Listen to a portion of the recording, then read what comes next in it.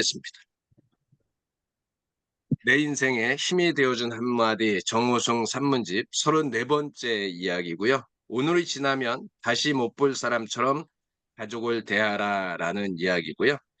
길지 않아서 제가 한번 읽어드리겠습니다. 길을 가는데 갑자기 소나기가 쏟아져 잠시 어느 건물의 초마 밑에 서 있었습니다. 빗물은 금방 내를 이루며 길 한가운데로 급히 흘러갔습니다. 그때 마침 여든쯤 된 할머니 한 분이 흠뻑 비를 맞고 제가 서 있는 처마 밑으로 들어왔습니다. 이렇게 비가 오는데 어디 가시는 길이에요? 저는 자연스럽게 할머니한테 말을 걸었습니다. 할머니는 딸네 집에 가다가 비를 맞게 되었다고 말했습니다.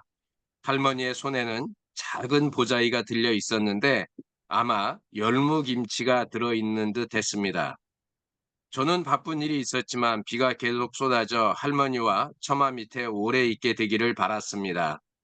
비가 그치고 발길을 돌리면 이 할머니를 다시는 못 볼 게 아닌가 하는 생각 때문이었습니다. 그러나 빗줄기는 곧 가늘어졌습니다.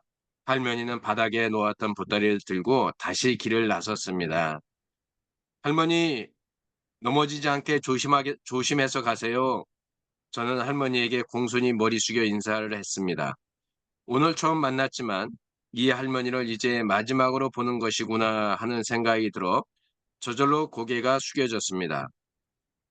말하자면 영원한 이별의 인사였습니다. 할머니는 앞으로 산다고 해도 몇 대 살지 못할 것이고 저와는 두 번 다시 만날 일이 없을 것이었습니다.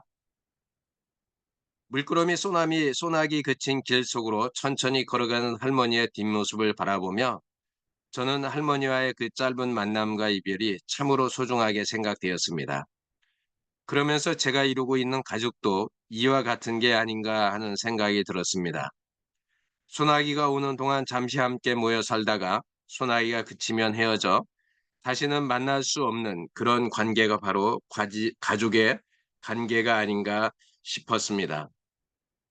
누구나 가족이 미울 때가 있습니다. 누구나 가족이 원수처럼 여겨질 때가 있습니다. 가족에게는 받고 싶은 것도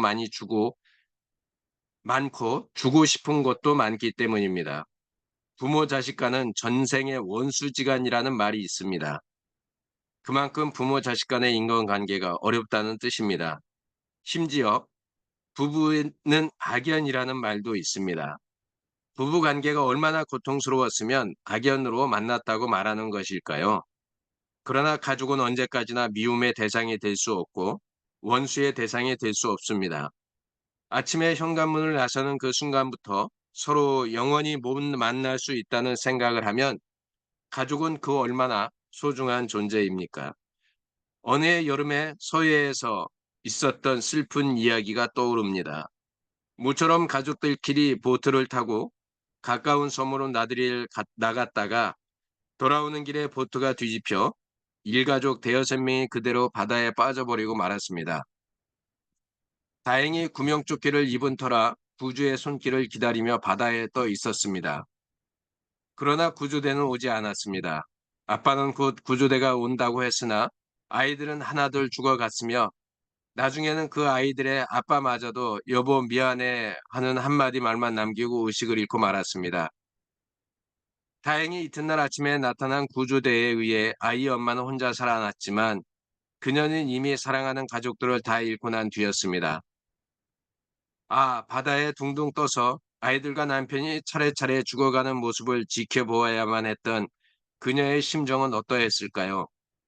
신이라 할지라도 어떤 이의 운명 앞에서는 어안이 벙벙해질 수도 있다는데 바로 이를 두고 한 말이 아닐까요? 가족이 없는 사람은 없습니다. 인간은 태어나면서부터 가족 관계를 형성합니다. 그런데 하루 이틀 살아가면서 끊임없이 서로 상처를 주고 상처를 받게 됩니다. 그러나 보고 싶어도 다시는 못 볼 사람처럼 가족을 대한다면 가족 간에 불화가 있을 수 없습니다.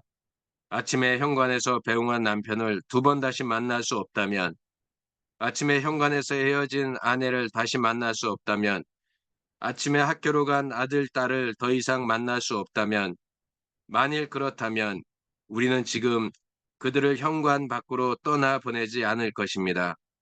그들이야말로 소중한 가족이라는 존재이기 때문입니다. 아침부터 가슴이 찡한 이야기들이 이렇게 전해지네요. 그죠?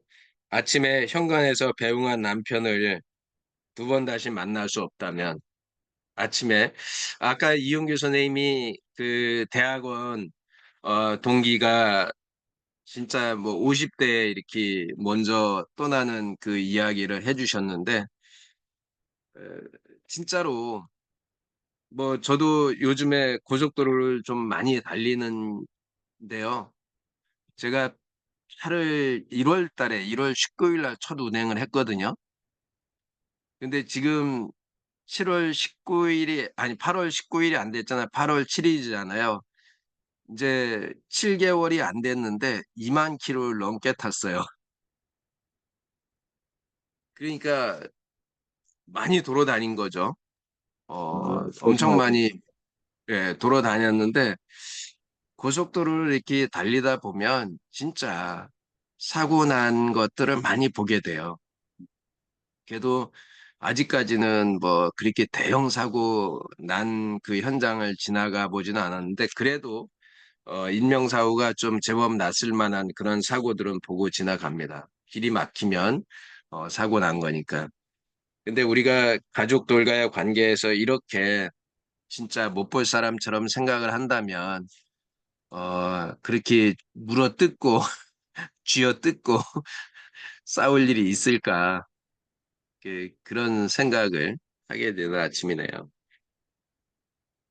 우리 정성덕 선생님은 늘 사랑으로 이렇게 감싸주셔서 싸울 일이 없겠지요? 아니요, 저는 해피를 합니다. 자, 어렸을 때부터 싸움을 못 해가지고, 그, 예, 저는 그 싸움하는 게 제일 힘들어요.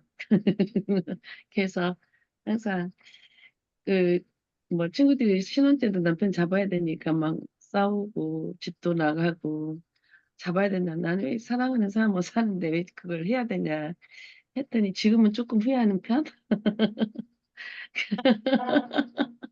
그래서 그냥 그 싸우는 게 너무 힘들어서 회피를 해요. 회피. 보면은 지금 생각해 보면은 그래서 이게 내가 잘한 거나 아 그때 그냥 좀 심하게 하다라도 해가지고 뭔가를 잡아갔으면 했을지 않을까 너무 자유를 줬나 뭐 이런 생각도 들고 그래요. 또 이제 뭐 항상 서로 그 뭐죠? 항상 기본은 사랑은 있지만 그게 있잖아요. 예, 보면은 당신은 단사한테는 더 잘한 것 같은데 자기한테는 더 못한 것 같아.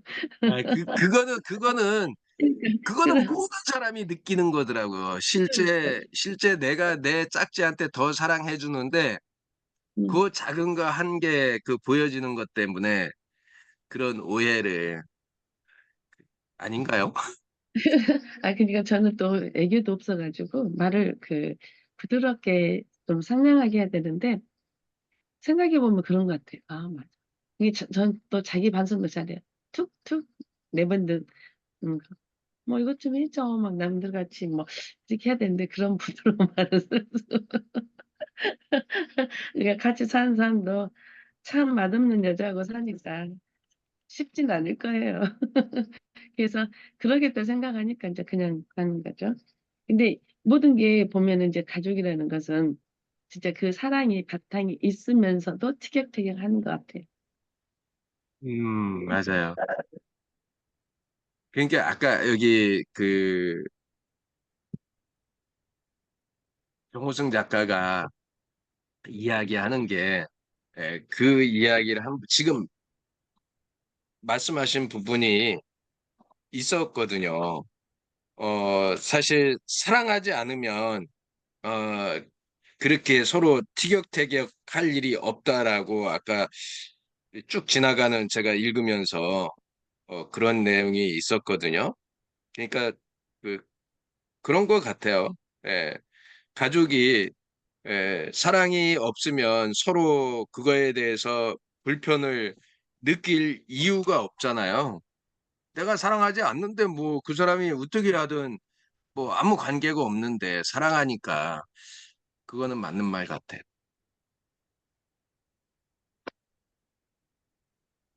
우리 이용규 우리 선배님은 이제 뭐 점점 이제 그 이 고개를 숙이는 익어갈수록 사모님을 더 사랑하게 되신다고 막 사랑 고백을 지난번에도 하셨는데.